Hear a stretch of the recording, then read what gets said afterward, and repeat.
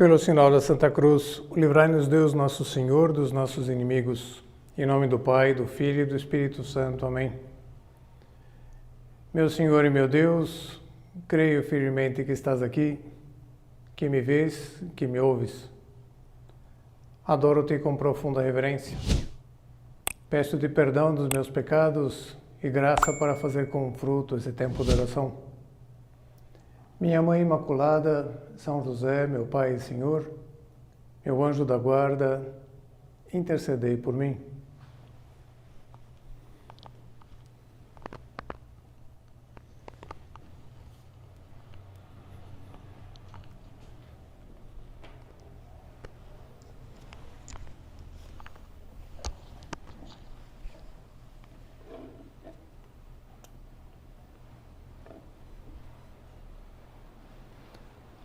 Há anos tenho ouvido e lido considerações sobre inspirar-se no camaleão como forma de sobreviver no mundo corporativo.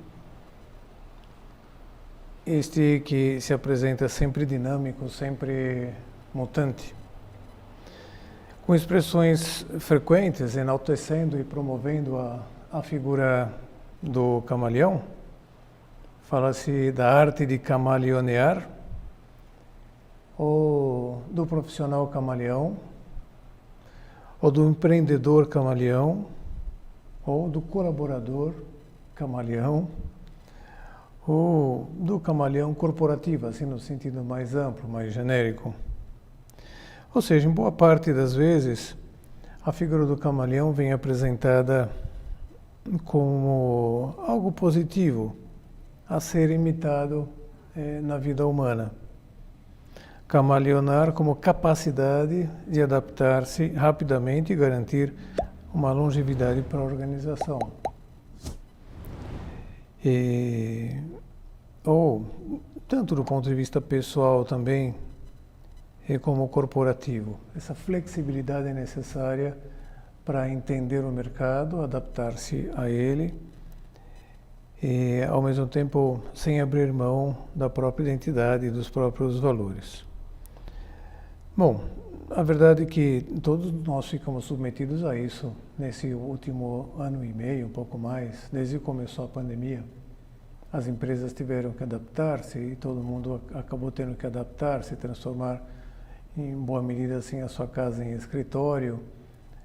E, bom, o setor de TI se desenvolveu enormemente em função disso e apareceram novos produtos, novos serviços no mercado com essa adaptação às empresas. Eu sou capelão de uma escola de negócios em que os cursos, em boa parte deles, tiveram que passar a ser online e houve um processo de adaptação lá na escola, no Easy Business School, no CU Law School.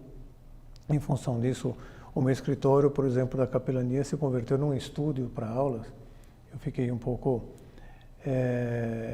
cigano no prédio, ainda que tenha um espaço enorme, tanto na capela como na sacristia, que dá para atender muito bem as pessoas, mas eu tive também que me adaptar a novas circunstâncias e continuar exercendo a minha função de capelão. Isso mesmo que a gente está fazendo aqui, transmitindo uma gravação de um recolhimento, é algo que até um ano e meio atrás não me passava pela cabeça de jeito nenhum.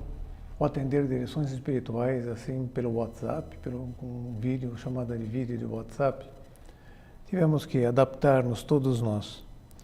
Mas eu confesso que ao mesmo tempo, ainda que lendo e entendendo as propostas assim de modo positivo, captando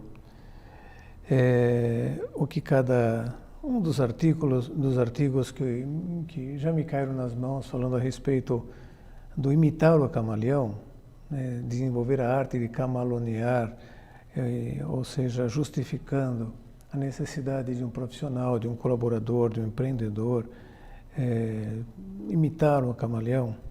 Eu confesso que não deixo de experimentar o incômodo. É um sentimento de incômodo, para não falar de um sentimento de repulsa, de rejeição. Provavelmente porque a figura do camaleão, na minha formação, sempre veio associada a um tipo de mentira, a um tipo de camuflagem, de insinceridade, de necessidade de esconder o que uma pessoa pensa e só para ser, né, para ser aceito, para se proteger, para se defender de um predador que pode ser até o seu colega de trabalho ou um superior que se sente ameaçado com o nosso crescimento, vai saber. E aquela pessoa com personalidade camaleônica, tal como até então sempre ouvira falar, que tem uma preocupação excessiva com o julgamento dos outros a seu respeito, o que traria consigo despersonificar-se, ou seja, abrir mão até dos seus próprios valores essenciais, deixar de viver a própria vida para viver a vida imposta pela opinião e pelo juízo dos outros. Há um livro que eu já utilizei várias vezes na pregação, se intitula Vidas Sinceras, de um autor já falecido, membro do Opus Dei, primeiro bispo auxiliar lá no Rio de Janeiro, depois bispo titular de Nova Friburgo, que acabou falecendo emérito, também já tendo voltado para o Rio. Nesse livro, Vidas Sinceras, no momento determinado, ele fala da figura camaleônica, do homem camaleônico, e fala de modo irônico, de modo crítico, não fala de modo elogioso, nem apresenta o camaleão como uma figura a ser imitada. Diz assim: o camaleão defende a sua fraqueza utilizando um recurso natural, o mimetismo, que o identifica com o meio em que se encontra.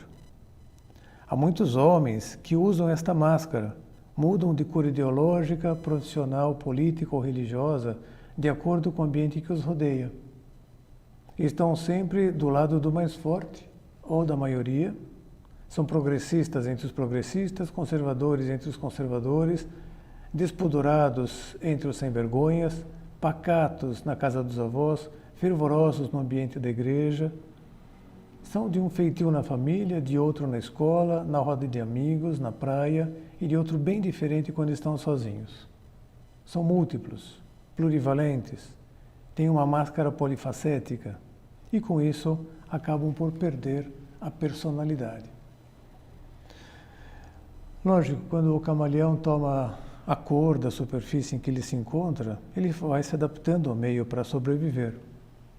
O homem, algumas vezes, adapta-se por prudência, mas outras muitas por covardia, por mediocridade, pelo desejo de agradar a todos, por astúcia, ladinha ou por ambição. E dificilmente não acaba por comprometer a sua coerência, se é que não deforma a sua personalidade. Acaba sendo o caso de um cristão que vive em cima do muro, que tem receio de ser pichado de carola ou de careta, e que nada mais faz do que aumentar o grupo dos indefinidos, dos amorfos, para não dizer dos covardes, do ponto de vista da manifestação da fé, da vivência da fé. O camaleão, ele sabe jogar astuciosamente com a omissão culposa e o silêncio. O homem camaleão, com a atitude escorregadia, ambígua, acaba se inclinando pela opinião ou pelo partido que venha favorecê-lo mais, espera nas discussões que elas cheguem ao fim para depois apoiar o ponto de vista que parece ter vencido, coloca na frente um porta-voz, um testa de ferro, para evitar queimar-se pessoalmente. Gosta com frequência de ficar na sombra para aparecer só no momento do triunfo. Bom, tem na sobreloja lá da sua alma vários sistemas métricos, vários padrões de pesos e medidas que utiliza para favorecer uns e enganar outros. Em certos ambientes valoriza-se essa atitude como prudente, como política, diplomática. Disse que revela jogo de cintura, o jeito brasileiro, quando na realidade muitas vezes seria preciso julgá-la como pouco nobre, como pouco íntegra. Porque um homem, uma mulher, poliédricos, escorregadios como uma enguia, esses que na aparência são uma espécie de heróis da habilidade, na realidade acabam sendo manhosos, matreiros, comediantes, um pouco farsantes. E não é à toa, então, que a figura do camaleão, para mim, talvez você tenha sido formado, como talvez boa parte até dos que estão me ouvindo agora, se apresenta de um modo não muito atraente, aliás, nada atraente, diferente de como no mundo corporativo tenho observado desde o início que vem sendo apresentado assim com grande frequência. Via num desses artigos falando sobre o camaleão corporativo, que o mundo corporativo nos reserva surpresas, onde muitas vezes não estamos preparados para as fusões, aquisições, mudanças de setor ou mesmo até de gestão. Para sobreviver nesse mundo que muitas vezes não é tão lógico ou racional, o profissional precisa se adaptar de forma cirúrgica à nova realidade. Com esse cenário de constantes mudanças, precisamos ser o que denomino como o camaleão corporativo.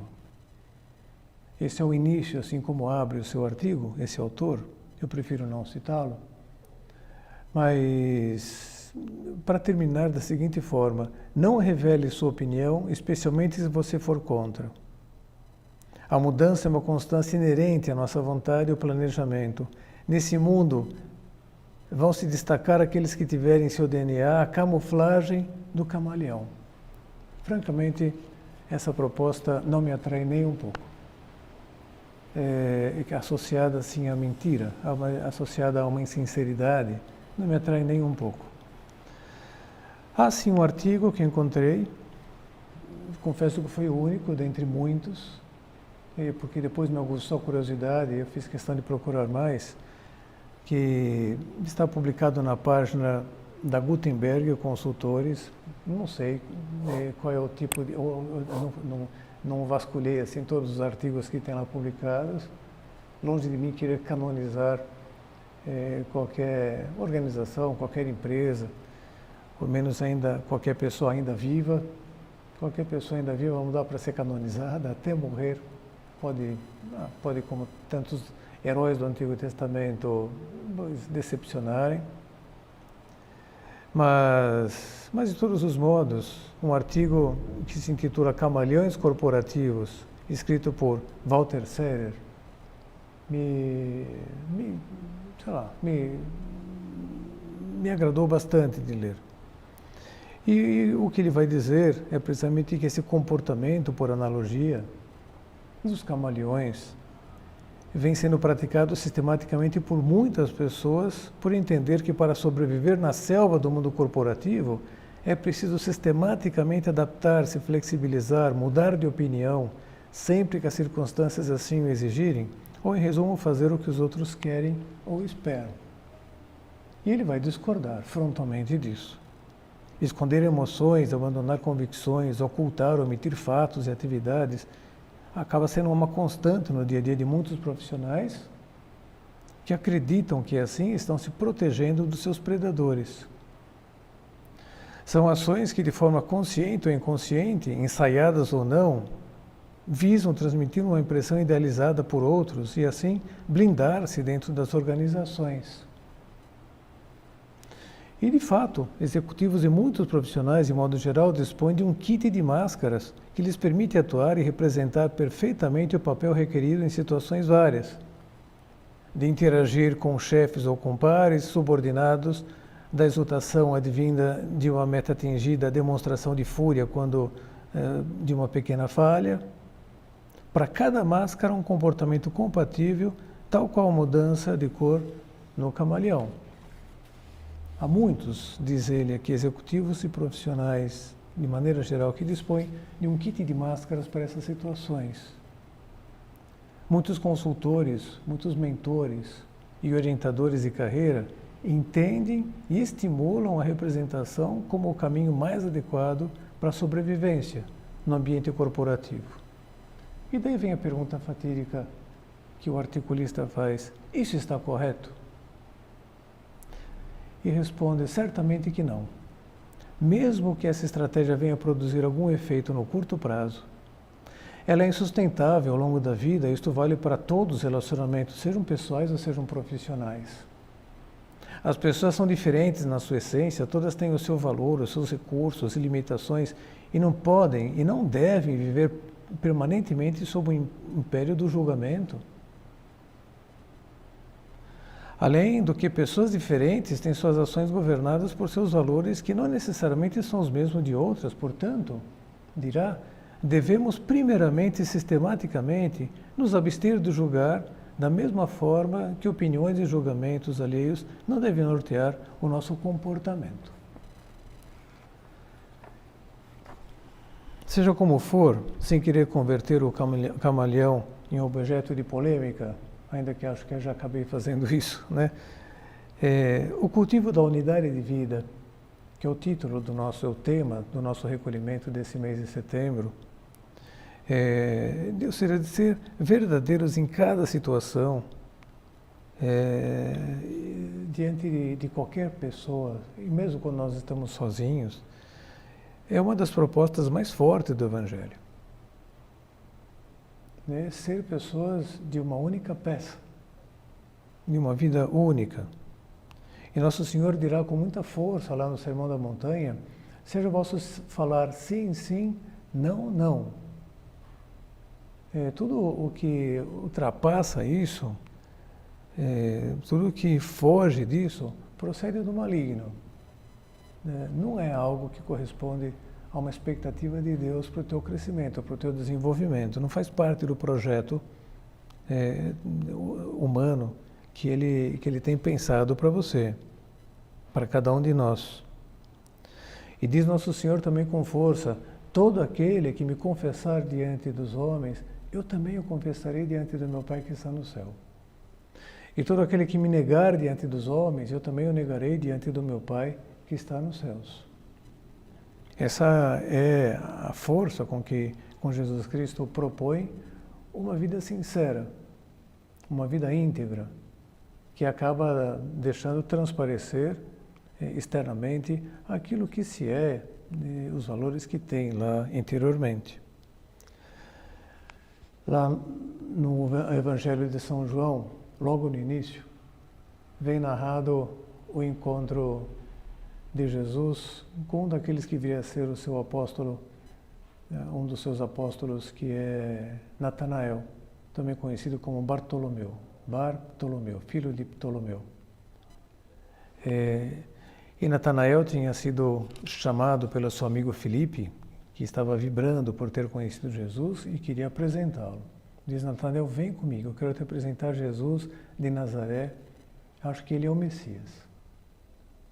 E Natanael, com toda a sua sinceridade, toda a sua simplicidade, manifesta a sua estranheza, porque ao ouvir falar que era de Nazaré, se acenderam todos os seus preconceitos. Os nazarenos não eram bem considerados, como do ponto de vista de prática judaica.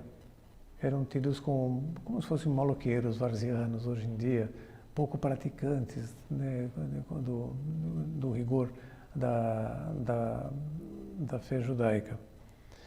E então Natanael, quando Filipe lhe diz que Jesus é de Nazaré, ele diz, mas de Nazaré, Filipe, de Nazaré pode ser alguma coisa boa? E Filipe, que não está disposto a gastar muita saliva e joga todo o peso da amizade, diz, vem e vê, como quem diz, se não fosse, eu não teria te chamando. Mas dá um voto de confiança, vem e vê. E Natanael se levanta e vai atrás, eram muito amigos mesmo. Ele e Filipe, e vai atrás, e quando vão se aproximando de Jesus, Cristo percebe o seu coração acender-se de modo assim intenso, e a ponto de que ele não consegue conter uma exultação e diz, se referindo a Natanael, eis aqui um verdadeiro israelita, em quem não há duplicidade. E Natanael faz jus a esse elogio de Jesus, porque diz, de onde é que me conheces? Como quem diz, né, que declaração é essa? A gente nunca se viu, você já me viu alguma vez? Uma ponta de desconfiança. E Jesus o deixa completamente desmontado, diz Natanael, antes que Filipe te chamasse, eu te vi quando estavas debaixo da figueira.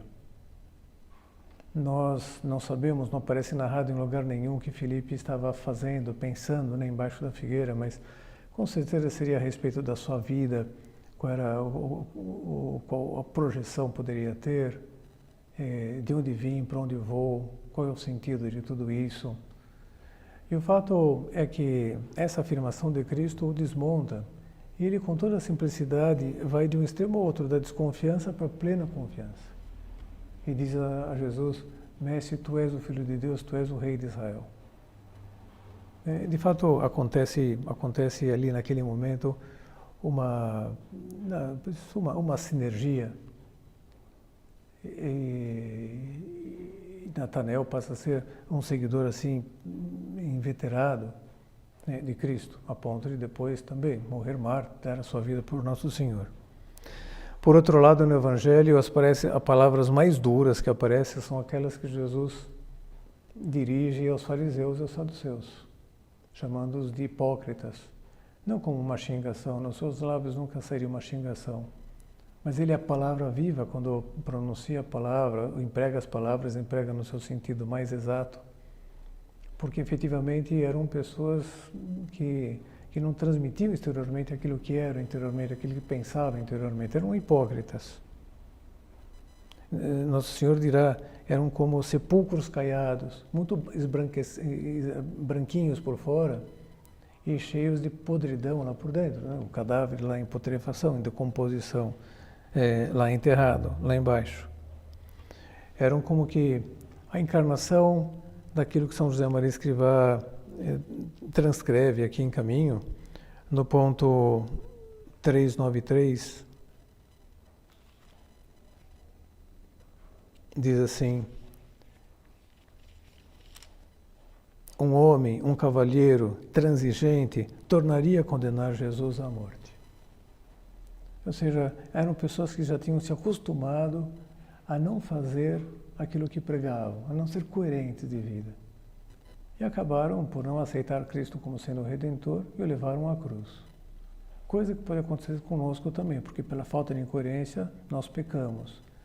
E Epístola aos Hebreus, no capítulo 6, versículo 6, de modo muito cru, diz que todo aquele que peca volta a crucificar a Cristo no seu coração. Então aquele que não é coerente voluntariamente, né, o pecado sempre é um ato voluntário, é plenamente consciente, plenamente querido.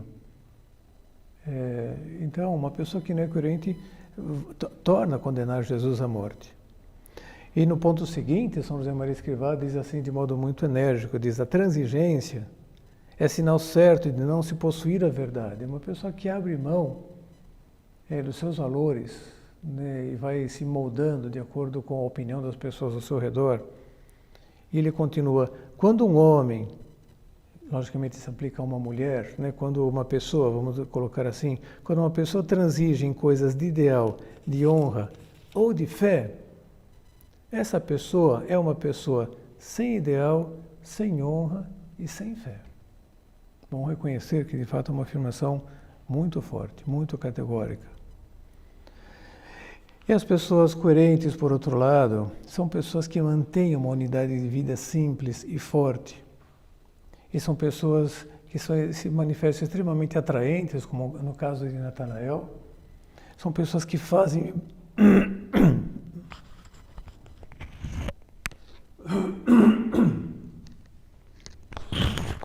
Perdão. São pessoas que fazem vibrar o coração de Deus, né? E ainda por cima são pessoas que fazem vibrar o coração dos que têm à sua volta e se apresentam como pessoas sólidas, pessoas que servem de alicerce. Sólidas alicerce para si mesmos, né, para o cultivo do seu crescimento pessoal, mas também sólidas alicerce para suas famílias, para os seus amigos, para a empresa, onde desenvolve a sua atividade profissional, escritório, consultório, laboratório, onde estiver, né? Como atingir essa unidade de vida, que nós queremos com certeza cultivar? Nós podemos pensar em dois estímulos fortes para isso.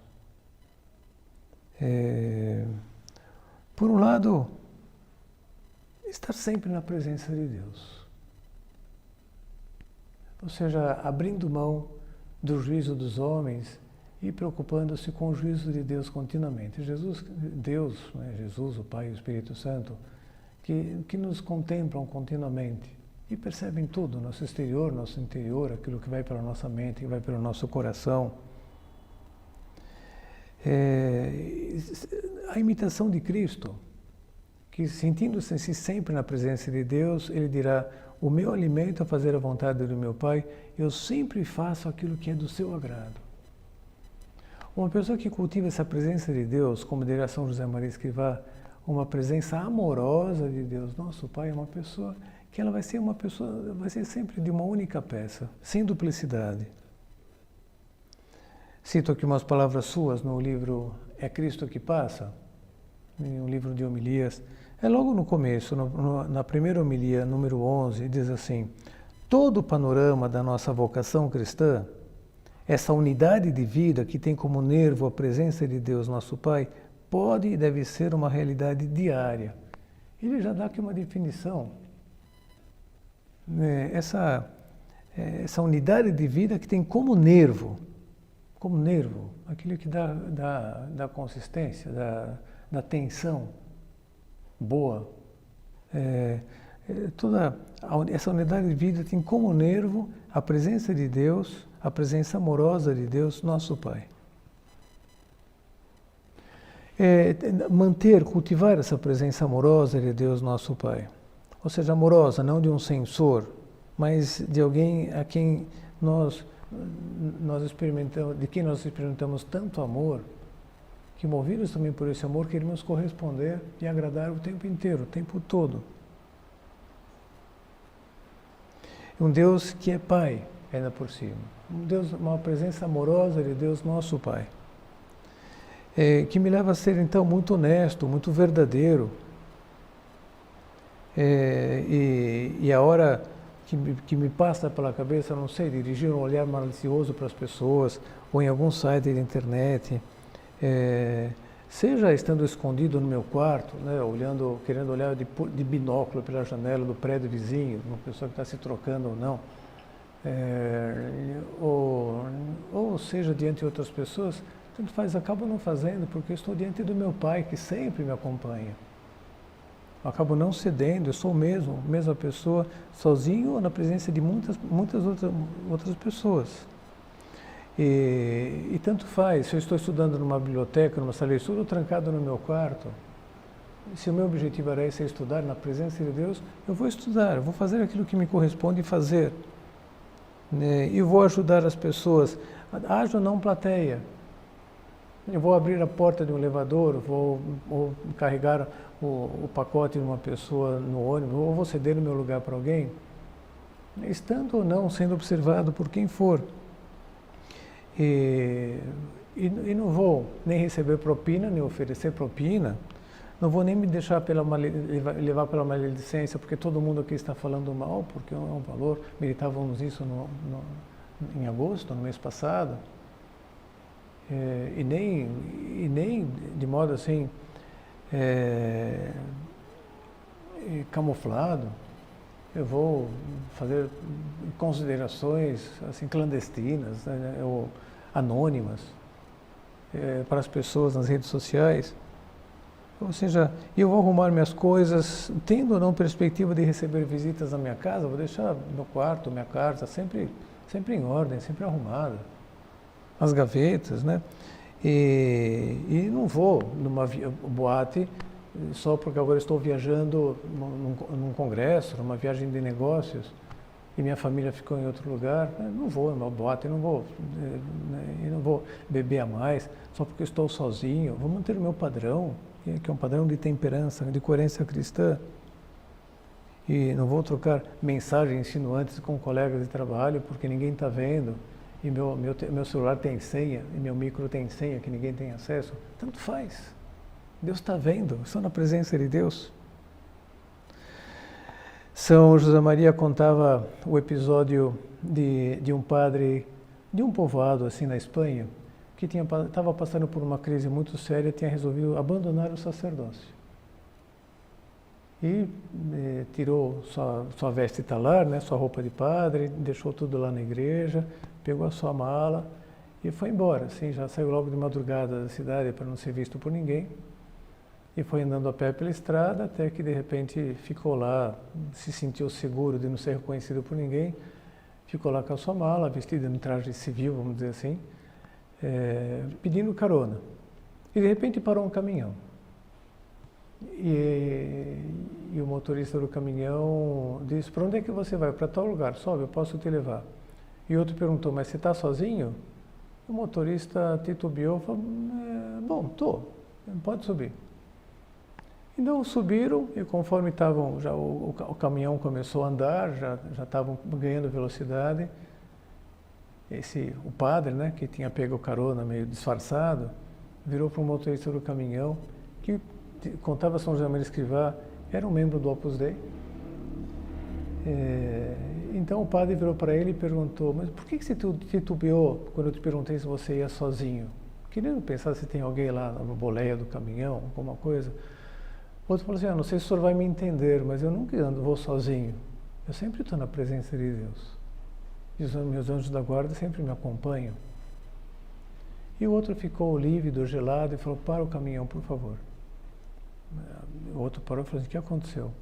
Eu falei assim: não, eu sou o padre aí do povoado e estava me escapando, eu estava indo embora, eu vou voltar para lá. Você vê que o testemunho de coerência desse caminhoneiro foi suficiente para que o padre se recompusesse lá por dentro. Você vê que era um homem bom, estava passando por uma crise e já se arrependeu e voltou atrás. Porque percebeu também: eu estou na presença de Deus, como é que eu vou me desenvolver em outro lugar? Diferente, tudo bem que ninguém vai me conhecer, mas eu me conheço e Deus me conhece, Deus me vê.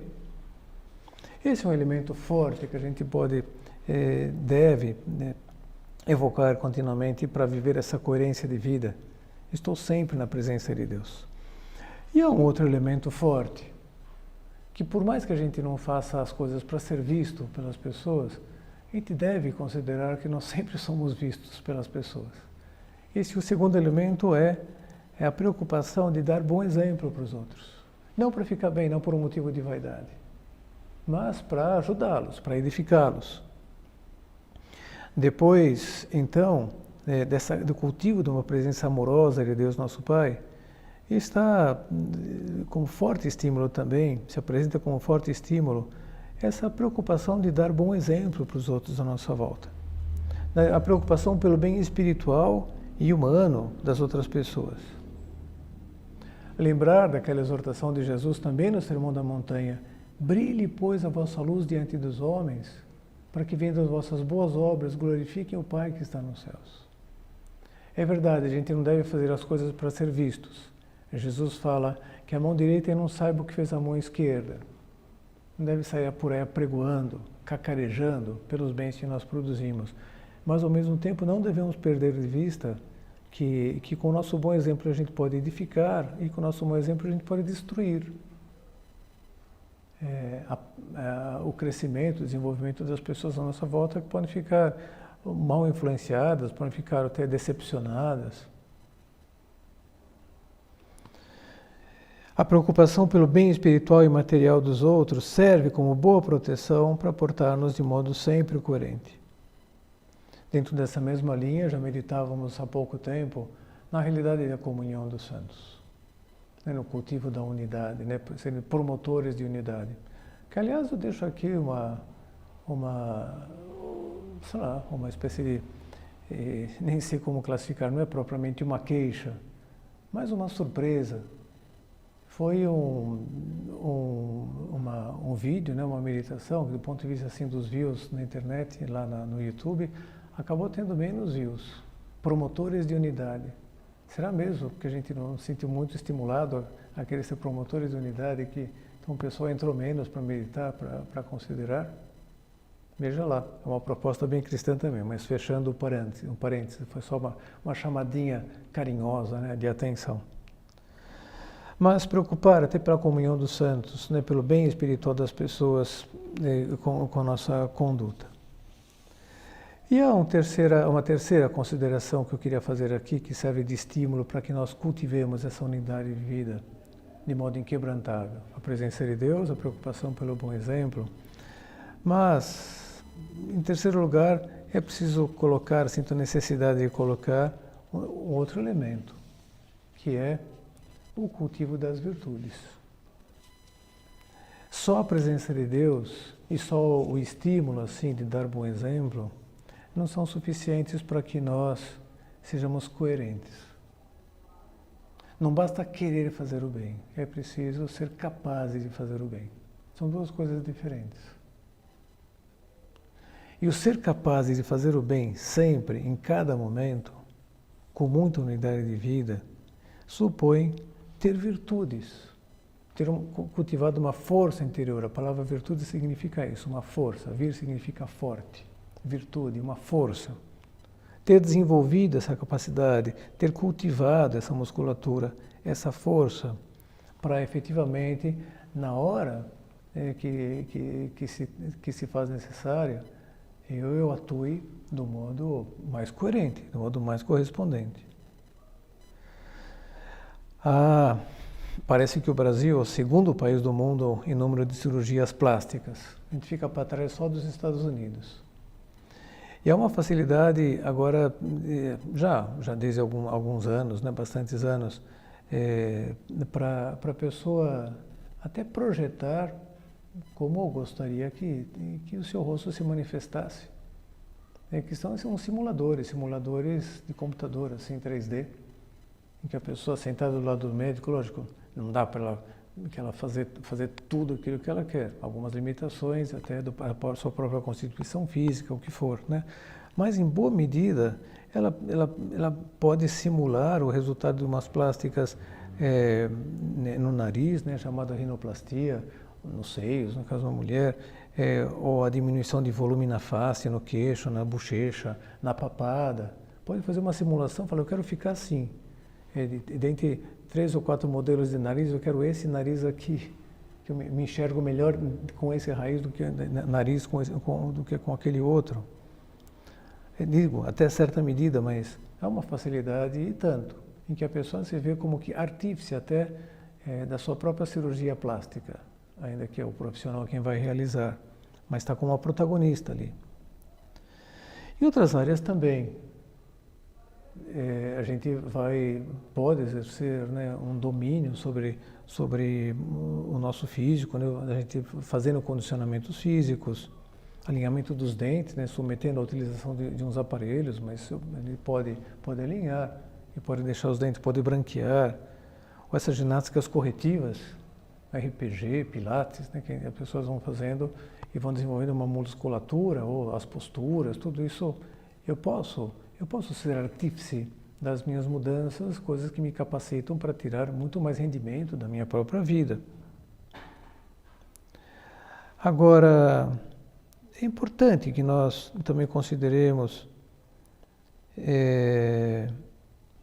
que nós estamos capacitados a ser cirurgiões plásticos da nossa própria personalidade, condicionadores da nossa personalidade, alinhadores da nossa personalidade, do nosso próprio caráter. E tudo isso à base de cultivar virtudes. Isso que vai nos dando, então, essa facilidade, essa desenvoltura para ser coerentes em cada momento, em cada instante. Aquelas virtudes que me permitem, então, me apresentar com uma visão, exteriormente, com a visão interior que eu tenho do que é ser cristão. O ser cristão, como se diz, até debaixo d'água, em qualquer situação. São João Crisóstomo, portanto, nos primeiros séculos do cristianismo, dizia que as pessoas, para serem boas, para serem coerentes, elas não precisam sair do mundo, não precisam se esconder. Exatamente essa proposta que Deus, através do Opus Dei, quis recordar, né, para todo mundo. Dizia assim São João Crisóstomo, lá no século IV. Não vos digo, abandonai a cidade e afastai-vos dos negócios dos cidadãos. Não, permanecei onde estáis, mas praticai a virtude. Para dizer a verdade, eu quereria mais que brilhassem por sua virtude os que vivem no meio das cidades que aqueles que foram viver nas montanhas. Porque disso se seguiria um bem imenso, já que ninguém acende uma luz para colocá-la debaixo do celeiro. E não me venhas dizer que tenho filhos, tenho mulher, tenho que atender a casa e não posso cumprir aquilo que você me diz. Se nada disso tivesses e fosses tíbio, tudo estaria perdido. Ainda quando tudo isso te rodeie, se és fervoroso, praticarás a virtude. Só uma coisa se requer, uma generosa disposição. Se a há, nem idade, nem pobreza, nem riqueza, nem negócios, nem outra coisa alguma pode constituir obstáculo para a virtude. E, na verdade, velhos e jovens, casados e pais de família, artesãos e soldados, cumpriram já quanto foi mandado pelo Senhor. Jovem era Davi, José era escravo, Áquila exercia uma profissão manual, a vendedora de púrpura estava à frente de uma loja, outro era guardião de uma prisão, outro centurião como Cornélio, outro estava doente como Timóteo, outro era um escravo fugitivo como Onésimo, e faz aqui um passeio, né, sobre aqueles personagens já do Novo Testamento que vão aparecendo nas epístolas de São Paulo. Mas, entretanto, nada disso foi obstáculo para nenhum deles, e todos brilharam por sua virtude, homens e mulheres, jovens e velhos, escravos e livres, soldados e civis. Todos brilharam por sua virtude. E cada um de nós está chamado, então, a brilhar pela nossa virtude, que leva a uma coerência de vida cristã. E só vamos conseguir ter essa unidade de vida verdadeiramente se formos pessoas com virtude. Então essa é a última tese que queria apresentar aqui. O que são propriamente as virtudes? O Catecismo da Igreja Católica, que nós também conhecemos, podemos encontrar um PDF dele lá no site do Vaticano, ou em outros, né, que vão reproduzindo. Eu trouxe aqui o livro físico. Diz o seguinte, é o ponto 1803 do Catecismo da Igreja, diz assim: a virtude é uma disposição habitual e firme para fazer o bem. Permite à pessoa não só praticar atos bons, mas dar o melhor de si. Com todas as suas forças sensíveis e espirituais, a pessoa virtuosa tende ao bem, procura-o e escolhe-o na prática. Então a virtude é uma disposição habitual e firme para fazer o bem. No ponto seguinte, o Catecismo continua: as virtudes são atitudes firmes, disposições estáveis, perfeições habituais da inteligência e da vontade, que regulam nossos atos, ordenando nossas paixões e guiando-nos segundo a razão e a fé. Propiciam assim facilidade, domínio e alegria para levar uma vida moralmente boa. Pessoa virtuosa é aquela que livremente pratica o bem. Ela pratica o bem. É com espontaneidade, com desenvoltura, e ainda por cima diz aqui, é com alegria. Ela pratica o bem o tempo inteiro. E quando falamos de virtudes, ao que nós nos referimos? Nos referimos à prudência, à fortaleza, à temperança, à justiça, à constância, à sinceridade, à humildade, à amabilidade, à compreensão, à lealdade, otimismo, à ordem, à responsabilidade, etc, etc, etc. Há várias classificações de virtudes, Santo Tomás classifica em umas 50 e poucas. E todas elas, então, são capacidades que a gente pode cultivar, deve cultivar e colocar em movimento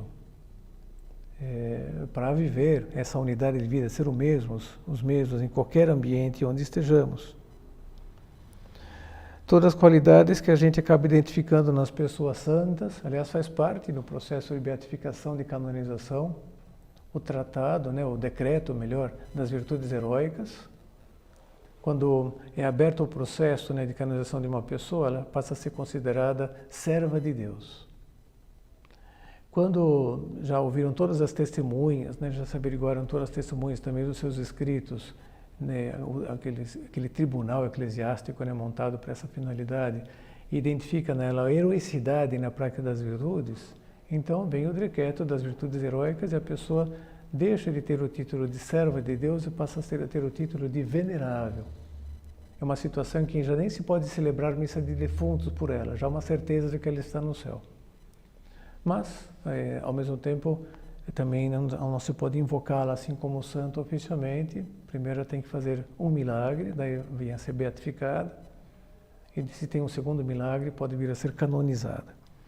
Mas o primeiro passo, assim, né, o passo importante antes da beatificação, da canonização, é o reconhecimento das virtudes heróicas. E como adquirir essas virtudes? O catecismo continua nos projetando luz. Se a gente abre e vai ler o ponto 1810, a gente encontra aqui a seguinte definição: as virtudes humanas adquiridas pela educação, por atos deliberados e por uma perseverança sempre retomada com esforço, são purificadas e elevadas pela graça divina. Com auxílio de Deus, forjam o caráter e facilitam a prática do bem. O homem virtuoso sente-se feliz em praticá-las. Mas apresenta aqui 3 elementos: a educação, ou seja, o investimento na própria formação, a realização de atos deliberados e a perseverança sempre retomada com esforço. Em primeiro lugar, a formação. É preciso aprender sobre as virtudes.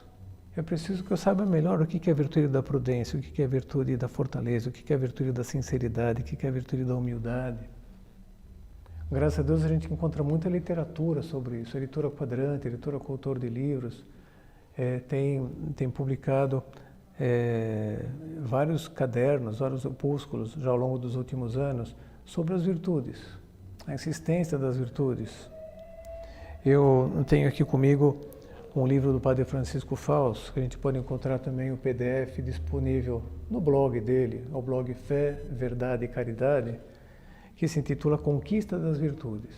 É um pequeno tratado, com uma linguagem muito moderna, muito atual, porque ele escreveu recentemente a publicação de 2014, que é uma joia, que vale a pena a gente mergulhar neles. Mas através dessa formação, nós vamos conhecendo, vamos nos apaixonando pelas virtudes, a ponto de querer tê-las para nós. Descobrimos como um tesouro escondido que a gente quer desenterrar, para tê-lo para nós. E ajuda muito também conhecer essas virtudes encarnadas, lendo uma biografia de um santo, mas fundamentalmente lendo bem o Evangelho, porque vemos cada uma das virtudes encarnadas na vida de nosso Senhor Jesus Cristo. E com muita simplicidade, com toda essa desenvoltura, toda essa alegria, que se torna para nós extremamente atraentes. E devemos aprender para ensinar, aprender para formar as pessoas nas virtudes, aquelas pessoas que Deus faz depender de nós. Cada uma delas, às vezes a esposa, o marido, os filhos, os amigos, no ambiente de trabalho, um subordinado, um igual, um superior, tanto faz. Depois, diz o catecismo, realizando atos assim deliberados, ou seja, que eu me proponho fazer, faço o propósito de fazer. Como são importantes os propósitos na vida cristã? A pontualidade, para ser pontual, para a hora de acordar, a hora de começar um trabalho, pontual para a hora de dormir, a hora de terminar um trabalho. Eu deliberadamente me proponho a não responder cada vez que o meu irmão me provocar, ou cada vez que eu me considerar assim injustiçado, incompreendido pelo meu pai, pela minha mãe. Vou abordar o assunto depois. Eu me proponho a trocar uma ideia com a esposa, uma ideia com o marido, a hora de fazer gastos mais elevados para viver a virtude da pobreza, para evitar o vício da prodigalidade, que é gastar a mais. Eu me proponho a parar na segunda lata de cerveja, que eu já sei que a partir daí eu não tenho mais resistência. E a pessoa que se propõe a namorar em público, porque já sabe que ao isolar-se, como se gostam muito, então acabam atravessando todos os sinais e depois acabam... A sensualidade, que deve ser um fator de integração da vida humana, acaba supondo para eles ali uma desintegração até da própria relação entre eles. E assim por diante. Eu vou manter a minha gaveta ordenada, eu vou ir fazendo propósitos. Dizia um dos diretores do Opus Dei aqui no Brasil, que foi enviado por São José Maria Escrivá logo no início, para coordenar todos os trabalhos, dizia uma coisa Com certeza ele aprendeu com São José Maria, dizia assim: quem faz propósitos e os cumpre, vai bem. Quem faz propósitos e não os cumpre, não vai mal. Pelo menos ele está se propondo, em algum momento ele vai, nesse processo ele vai acabar vingando, vai começar a realizar atos bons. Então quem faz propósitos e os cumpre, vai bem. Quem faz propósitos e não os cumpre, não vai mal. E concluía: o que não faz propósitos, esse vai mal. Então esses atos deliberados, esses atos que eu me proponho a realizar para cultivar as virtudes, uma vez que eu identifico, né, quais são eles, né, já defino os contornos que eles têm. E depois, diz o Catecismo, essa perseverança com esforço. Logicamente, eu não vou desesperar se eu estou fazendo propósitos e não estou cumprindo, mas eu vou apontar para fazer e cumprir. E vou perseverar nesse fazer e cumprir. E sem me deixar depois contentar com os níveis que eu atingi. Há um autor espiritual que fala que as verdadeiras virtudes, elas têm 8 características, que eu só menciono aqui de modo muito rápido. As virtudes genuínas, a gente não para admirá-las com vaidade, nem as apregoa por aí. Em segundo lugar, nós a vivemos com a preocupação de ajudar os outros filhos, alunos, colaboradores, a amá-las, a adquiri-las como um dos maiores bens que podemos fazer-lhes. Terceiro, se nós não ficamos satisfeitos com os níveis que a gente já atingiu, dizia Santo Agostinho, o dia que disseres basta, estás perdido. Do ponto de vista da virtude, não progredir significa regredir. Em quarto lugar, se notamos que ao esforçar-nos por adquiri-las, a mente se torna mais lúcida para compreender Jesus Cristo, os santos, em suma, as verdadeiras pessoas de valor. Em quinto lugar, a verdadeira virtude se nota à medida que ela vai abrindo um espaço cada vez maior na nossa alma para amar a abnegação, o sacrifício, a entrega discreta, as boas ações praticadas sem tocar a trombeta, contentes apenas de que Deus as veja. Depois, em sexto lugar, a boa virtude se manifesta como dando esse fruto,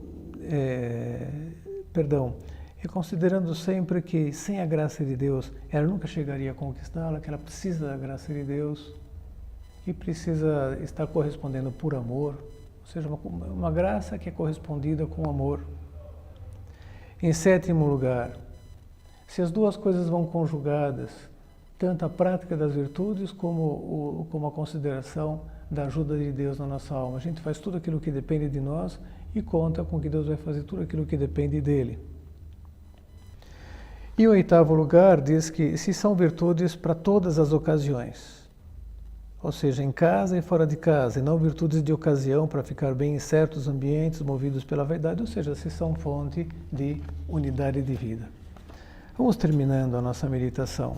Dizíamos antes, né, que às vezes a gente, através de um condicionamento físico, com muitos esforços, a gente se coloca numa situação muito sadia do ponto de vista material. E para o nosso condicionamento moral? Não merece a pena?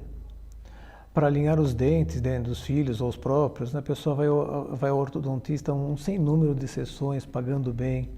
E para alinhar os valores da nossa alma, não deveríamos também empreender esse esforço? Para o corpo, a ginástica corretiva. E para a alma? E para o nosso caráter? Será que também não há?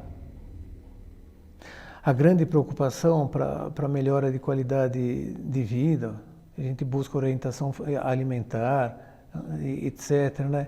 E para a qualidade de vida moral e espiritual, será que não podemos ir atrás também de mais orientação, mais preocupação, mais formação?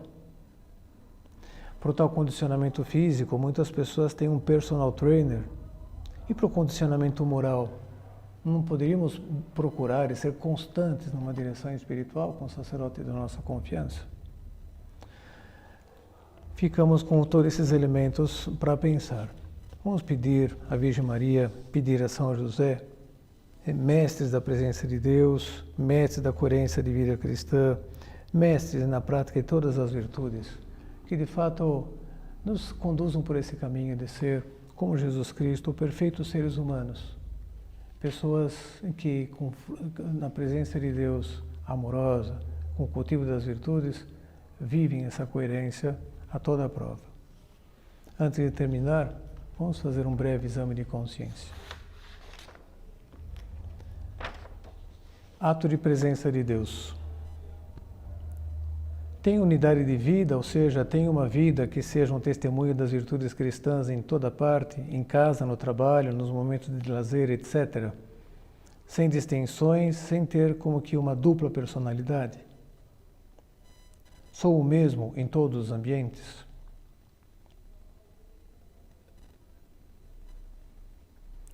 Comporto-me com naturalidade e coerência cristã no meio dos ambientes paganizados ou pagãos em que me encontro? Sem alardes, mas também sem concessões, considerando sempre a presença amorosa de Deus, nosso Pai, comigo.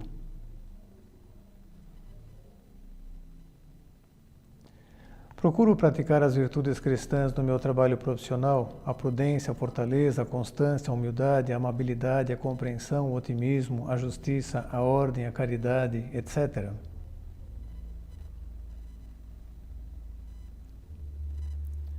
Compreendo que um aspecto fundamental da formação das pessoas que Deus me confia, filhos, esposa, marido, amigos, colegas de trabalho, etc., é ajudá-los a valorizar e praticar as virtudes, sinceridade, lealdade, responsabilidade, autodomínio, espírito de sacrifício, etc., porque sem virtudes não pode haver formação sólida nem caráter firme.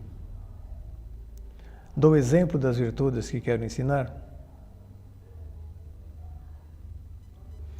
Peço à Virgem Maria e a São José que, do mesmo modo que formaram Jesus do ponto de vista humano a praticar as virtudes e ser verdadeiramente homem, também estejam na história de formação do meu caráter, a ponto de investir sempre na minha formação, na realização de atos virtuosos deliberados e de perseverar com esforço na luta por ser melhor.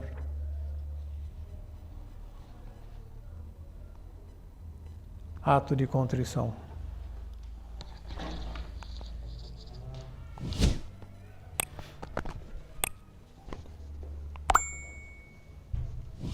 Dou-te graças, meu Deus, pelos bons propósitos, afetos e inspirações que me comunicaste nessa meditação.